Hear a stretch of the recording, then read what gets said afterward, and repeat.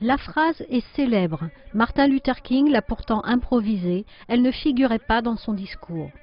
Ce mercredi 28 août 1963, au pied du Capitole, un rassemblement de 250 000 personnes clôture la marche sur Washington. Elle est organisée par le Mouvement pour les droits civiques. La ségrégation raciale règne alors aux États-Unis, un siècle après l'abolition de l'esclavage. 50 ans plus tard, alors que l'Amérique commémore cette journée, où en est le rêve? La marche sur Washington était une marche pour l'emploi et la liberté. 5 décennies ont passé, la revendication reste.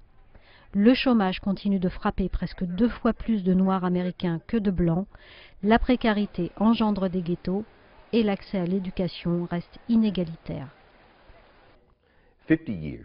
50 ans après ce discours de Martin Luther King, les Noirs ont encore du chemin à faire pour accéder à une véritable égalité dans ce pays.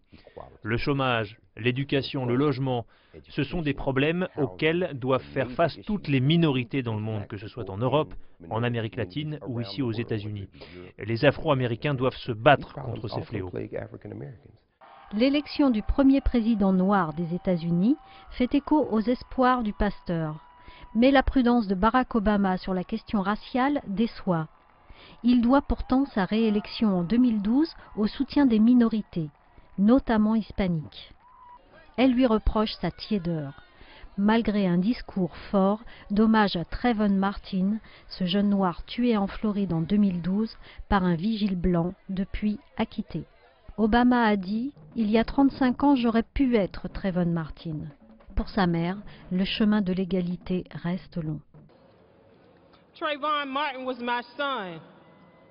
Trayvon Martin était mon fils, mais il n'est pas juste mon fils, c'est notre fils à tous.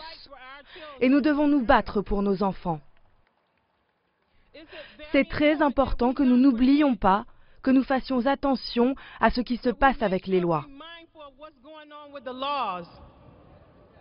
L'affaire Trayvon Martin plane sur les commémorations. Une décision de justice contestée qui aujourd'hui fédère une majorité d'Américains par-delà les communautés.